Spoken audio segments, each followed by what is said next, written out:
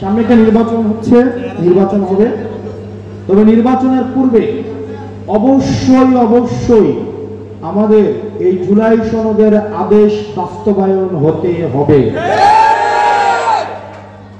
এবং এই আদেশ, এটা কোনো অর্থ আদেশ বা অধ্যাদেশ, কোনো প্রজ্ঞাপন না, এটা বলতে হবে কি আদেশ। এবং এই আদেশ অবশ্যই অবশ্যই ডক্টর মোহাম্মদ ইউনূস তাকে দিতে হবে। আমাদের যে সামনে নির্বাচনটি আছে, সেই নির্বাচনটিকে বানচাল করে দেওয়ার আমরা চক্রান্ত দেখতে পাচ্ছি। এই নির্বাচন সুষ্ঠু হওয়ার জন্য আমাদের রাজনৈতিক দলের দায় রয়েছে, আমরা কোনোভাবে সেই দায় এড়াইতে পারি না। আমাদের সবাইকে ঐক্যবদ্ধভাবে কাজ করতে হবে। এনসিপি মিডিয়া প্রপাগান্ডার শিকার একাধিকবার হচ্ছে। প্রপাগান্ডার মধ্য থেকেই আমরা ফ্যাক্ট তুলে ধরছি। আমাদেরকে বলা হয়েছিল আমরা নাকি 20টা আসন মন্ত্রীর বিনিময়ে আমরা নাকি জোট করে ফেলছি এরকম। কিন্তু আমরা ডে 1 থেকে আমরা বলছি এনসিপি স্বতন্ত্রভাবে দাঁড়াবে যদি আমাদের সাথে কেউ আসতে চায়, সংস্কারপন্থী হয়ে আসতে চায়, যারা সংস্কারে বিশ্বাস করে, বাংলাদেশে বিশ্বাস করে, জুলাইয়ে বিশ্বাস করে, যারা চাঁদাবাজদের বিপক্ষে, টেন্ডারবাজদের বিপক্ষে, সন্ত্রাসের বিপক্ষে, তাদেরকে আমরা দলে নিয়ে আমরা প্রয়োজনে যোগ করব। কিন্তু যাদের ইতিমধ্যেই, যাদের ঘাড় কোমর চাঁদাবাজির টাকা এখন ভারী হয়ে আছে না, মামলা বাণিজ্যর প্রেসারে যারা এলাকায় ত্রাস সৃষ্টি করেছে, ইতিমধ্যে যাদের ইমেজ সংকটে রয়েছে, এলাকায় রিক্সাওয়ালাকে জিজ্ঞেস করে দেখেন তারা কি পরিমাণ বিরক্ত। 50 টাকা ইনকাম করে 5 টাকা 10 টাকা চাঁদা দিয়ে দিতে হয়। প্রতি পাড়া, জেলা, মহল্লায় চাঁদাবাজির রমরমা বাণিজ্য যারা কায়েম করেছে, তাদের সাথে জোট করে নির্বাচনের থেকে মরে যাওয়া ভালো। বিএনপির বলেন তো কোন নেতা কর্মী, এমন কোন গ্রাম ছিল যে বিএনপির কোন কর্মীর বিরুদ্ধে মামলা ছিল না? পুরো বাংলাদেশে এটা একটা গ্রাম দেখান আমাকে। এই ত্যাগী যারা আছে বিএনপির কর্মীরা, তারা আজকে দলের মধ্যে কোণঠাসা। আমাদেরকে ফোন দিয়ে তারা বলে যে দেশটার জন্য কিছু তোমরা করো। আমাদের দলটাকে ছিনতাই করে নিয়ে গেছে। আমাদের রক্তে, ঘামে, মেধায় আমরা জেল খেটেছি, আমরা জুলুম করেছি শুধুমাত্র ভোটের অধিকারের জন্য, মত প্রকাশের স্বাধীনতার জন্য। আজকে দেখা যাচ্ছে আমার দলে আমাদেরকে কোণঠাসা করে রাখা হচ্ছে এই হাইব্রিড নেতাদের জন্য।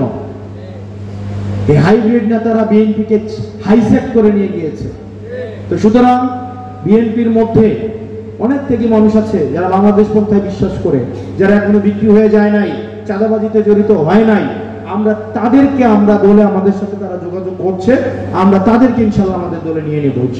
যারা জিয়ার আদর্শে বিশ্বাস করে আমরা তাদেরকে আমাদের দলে নিয়ে নিব। কারণ বিএনপি জিয়ার আদর্শ থেকে শত শত মাইল দূরে চলে গিয়েছে। কারণ শহীদ জিয়ার আদর্শে যদি বিশ্বাস করত, যে মানুষ শহীদ জিয়ার আদর্শে বিশ্বাস করে, এই মানুষের হাতে জীবনে চাঁদা উঠতে পারে না। শহীদ জিয়ার আদর্শে যে বিশ্বাস করে, এই দল কখনো দলীয় কোন দলে গুলি করে হত্যা করতে পারে না। সেজন্য আমরা বিএনপির ত্যাগী নেতা কর্মী যারা আছেন, আমরা তাদেরকে আহ্বান জানাবো।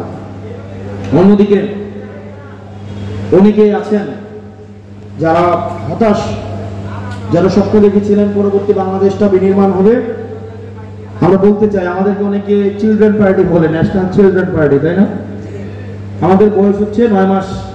9 মাসের একটা বাচ্চা আব্বা করে ডাক দেয় না, ঠিক না? যে বাচ্চাটা আব্বা করে ডাক দেয় না, সেই বাচ্চাটাই এখন দেখা যাচ্ছে কি 74 বছর, 70 বছর, 60 বছরের দলের সাথে আমরা এখন ফাইট করবো। এটাই আমাদের সার্থকতা, এটাই আমাদের সার্থকতা। ওদের কথা আছে না যে টেকা যাক, খেলা হোক ভালো। আমরাও আগামীর যে নির্বাচন, যত পরিশ্রম হোক, হারি জিতে এটা জনগণ নির্ধারণ করবে।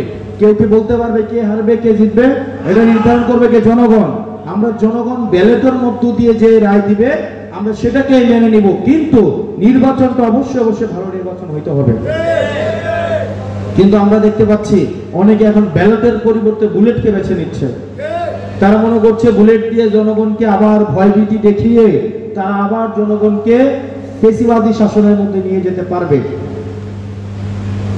বিভিন্ন বাড়ি বাড়ি গিয়ে অনেকে বলছে যদি সাপ্লাই যাও তাইলে কিন্তু নির্বাচনের পরে খবর আছে। আমরা জনগণকে আশ্বস্ত করতে চাই, যারা ভয় পায় কেবলমাত্র তারাই ভয় দেখায়, আর যারা সাহসী মানুষ তারা ভয় দেখায় না, তারা ভালোবেসে বুকে জড়ায় নেয়। তারা ভয় পেয়ে তারা এখন ভয় দেখানো শুরু করছে, কারণ তাদের অস্তিত্ব সংকট এখন শুরু হয়ে গিয়েছে।